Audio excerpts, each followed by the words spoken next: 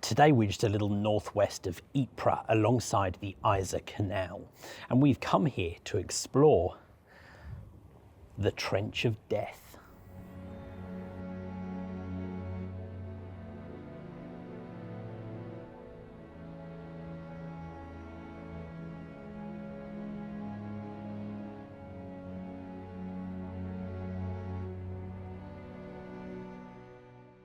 So here by the Isar Canal, the Dodengang, or Trench of Death, as it is often referred to, is a section of preserved Belgian trenches, originally dug by the Belgians here in 1915. They've got an amazing setup here where we can see some preserved Belgian trenches, an area of what would have been no man's land, and also an advanced German bunker just on the other side. This really is a fascinating spot. In our last couple of videos, we've been talking a little bit about the Belgian involvement, and of course we visited the Belgian cemetery at Ramskapelle. So I thought it would be great to come here and take a look at one of the areas where the Belgians fought.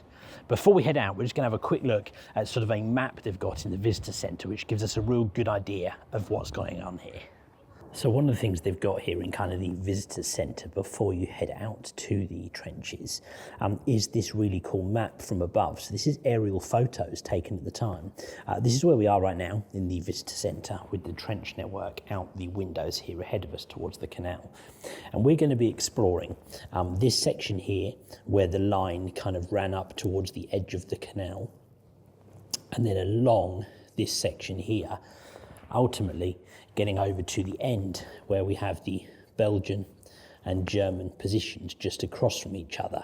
And incredibly, the German advanced listening post or bunker that was here and the Belgian position here are still both there.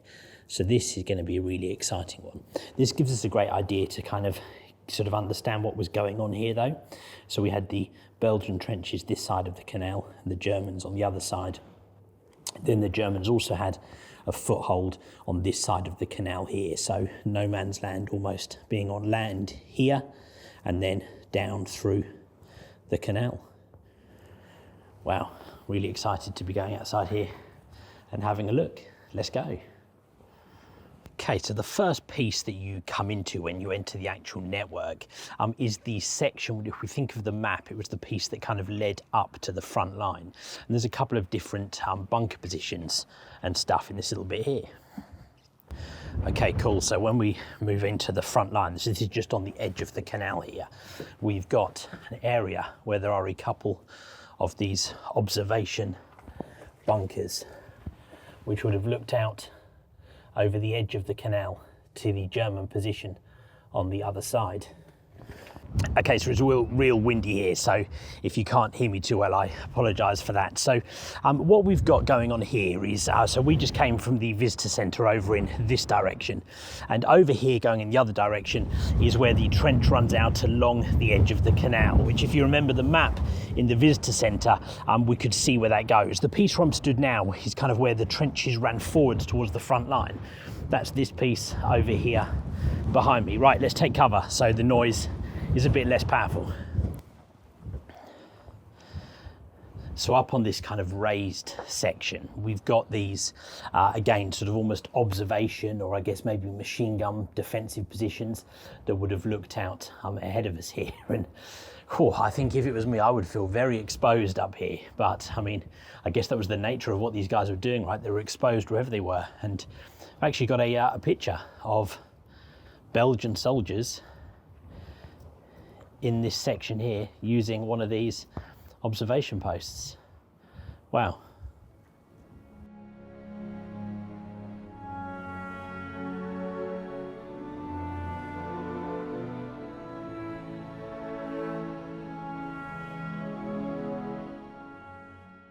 Now just come into a little section here where if you were to stick your head over the top, you get a pretty good view across the Belgian position and the German position, but of course that would not be a sensible thing to do. So what did they do instead? Well, they've actually got a picture here that shows us what they did. Here we've got a Belgian soldier using a trench periscope, and that gave the guys one way, I'm not going to say safely, but slightly more safely, to be able to look over the parapet of a trench like this just here.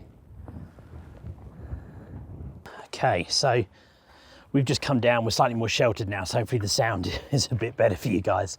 We're into the kind of main run of trench that runs along the edge of the canal. So if you think back to the map we saw in the visitor centre, this is kind of the main line that runs all the way along the canal edge. Now you've got two lines here.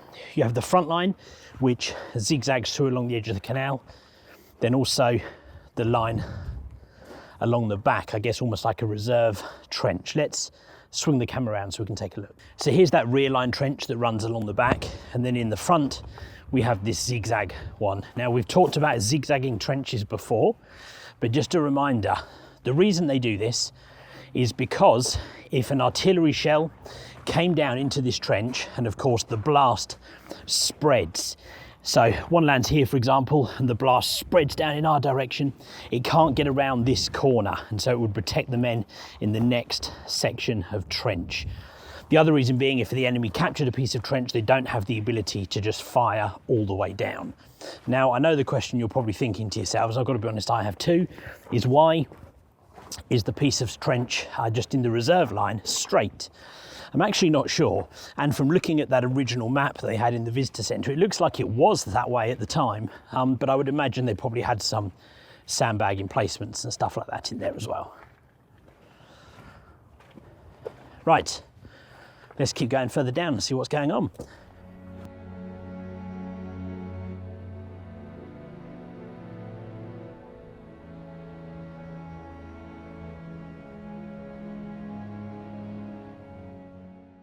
Okay, so we've just come to a point, we're probably kind of midway to sort of 2/3 along the Belgian section of trench here, and we've run into this kind of structure and sort of viewing hole that looks out. Now, you might assume that this is the end of the line and then the next thing over is the German bunker. It's actually not. There's some more Belgian trench ahead of us here, but there's a couple of things which I'm noticing here. I would imagine, first of all, that this probably was the end of the line, and then the trench was then dug further towards the German position. But of course, as well as that, there was always a risk that the Germans would come in and capture that end of the trench. And so defensive positions like this would have been pretty key, because if that happened, you would have the ability to defend from this side down towards that section of the trench, even if it was captured. We've also got this little sort of bunker position. I would imagine this would have been sort of a dugout for a more senior officer or an observation post, something like that. But that's just here, right? That's the direction we've come from, so let's carry on further along this trench. So in our previous couple of videos, we've been talking a lot about what happened up by the coast at Newport. And of course, we've talked about the retreat to the Yser Canal. Whereas of course, where we are right now, just alongside the canal, is one of those defensive positions that the Belgians fell back to. These trenches were originally dug out in May 1915, and this remained to be a key part of the front line for much of the war. There was heavy fighting here when the Germans launched their offensive in spring 1918, but that doesn't mean that nothing happened in between. Here, the two sides were perilously close together, just across the canal from each other, and of course the German position just down the end of the bunker that we're working our way to. That meant that soldiers here faced enemy on at least two sides. One on the other side of the canal over there, and then secondly down at the far end towards the German position. Now there was fighting back and forth here all the way through the war. Even if there weren't actual sort of large-scale attacks launched, there were still things like trench raids, mortar fire coming over, machine gun fire occasionally, patrols out into no man's land, wire building parties. There was constant risk and constant death. You can imagine how many people died in an area like this with the two lines so close together, and they stayed that way for the majority of the war. You start to understand why this place has the name, the Trench of Death. Over the course of those few years, so many soldiers would have died on both sides in and around this area here. Okay, so we're nearly towards what was the end of the Belgian position. Another couple of little defensive positions here and a little dugout, which would have been used for the men for several things, including sleeping. Can you imagine being 200 feet away from the enemy, constant risk of death, and sleeping inside a place like this? Well, those guys had to do that. Okay, so here we go. Look, I apologise in advance for the video quality on this because it is really dark and you won't be able to see too much. But this is what was that defensive position at the end of the Belgian line. You can imagine what a terrifying place this would have been. I would imagine some kind of officers' quarters or something in here, and some bits of storage and of course weaponry facing right out onto the end of this position here. Now, when I squeeze my way back out the hole, it puts us to actually kind of the end of the position. So you would have had constant observation from those two posts at the end, and of course probably machine guns and defensive weaponry. And then just behind was that structure that we were just exploring. Wow, this is such a good site. I can't believe I've never come here before. I highly recommend this one. Okay, so just at the end of the position is this little observation post. So this would have been the final Belgian position looking out across no man's land towards the German position. You can just make out the German bunker kind of in the middle of the frame now. We're going to head over there though, don't worry. But this would have been the view across no man's land. Okay, so we've just stepped out the front and this is the end. This is the Belgian defensive position. This is what it would have looked like. They would have had this view across no man's land to the German bunker at the other end. And we're going to head over there in just a minute. But if you're wondering what this view would have looked like back when the Belgians were here, well, fear not, because the Visitor Centre have a photo. So this is what it looks like today in 2025. And this photo I'm putting in now is what it would have looked like during the Great War. Wow, very, very different. Right, let's cross what is now, of course, a very safe no man's land. Let's go have a look at that German position. Now, there's not a huge amount to see in between that position back there and the German bunker. I'm just kind of walking, sort of one side of me is the canal just there, and the other side is some fields and the road. But it always makes me think, whenever I'm walking somewhere like this, I'm just peacefully walking, you know, a tiny bit of mud, but mostly grass. Think what this patch of ground would have been like during the Great War. I mean, I could, well, I suppose I could have walked across here, but I wouldn't have got very far and I wouldn't have survived the absolute carnage and the death and destruction on what is now a relatively peaceful pathway, walking here just northwest of Ypres. It's one of those moments where you just think, you're just walking along and you suddenly think, whoa, think what happened here in this field. And now over 100 years later, I'm just casually taking a stroll. Anyway, food for thought. Right, we are approaching the German bunker. Let's go have a look.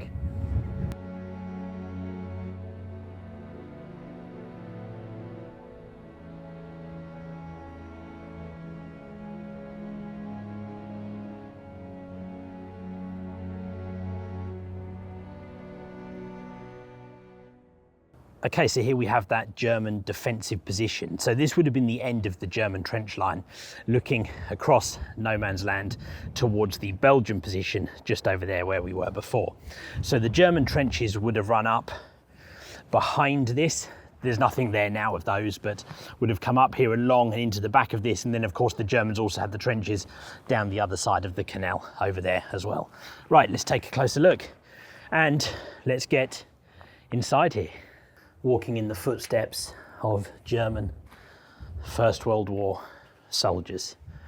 This was the German position. Of course, the front wouldn't have been as open as this now. It's crumbled away a lot. There'd have been more concrete, sandbags, etc., etc. It looked out towards the Belgian position that way, and it also looked out in this direction across to what would have been Belgian-held land as well. There's a lot left of the structure. It's it's quite crumbly, but it's still pretty solid, and it's all still here. You also have the piece which we can't get into, which is in there. So again, kind of similar to the other end of the Belgian piece that we've seen. That's where kind of the dugouts would have been and stuff like that. We can go around the back though and see what it would have looked like. So out the back of that German bunker here, this is where the trench line would have run in, and the trench would have gone in to the back of this German advanced observation post. Right, let's start to work our way back through.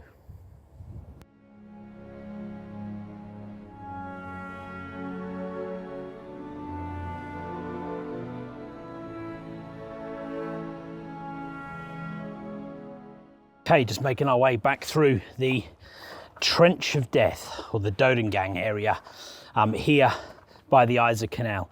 I found this one fascinating. I've been to Ypres area like 5 or 6 times, and for whatever reason just never had the chance to come here. I actually tried to come here the other day. It was closed, and then I drove back over here today, which was quite far out of my way, so I'm so glad I did, because this was really an interesting position. If you enjoyed the video, do me a favour, do the YouTube stuff right here on the screen. If you get a chance to come here and visit this, I really recommend it for Great Wall enthusiasts. It really is a fascinating spot. Thanks guys, thank you very much for watching. I'm going to see you on the next video.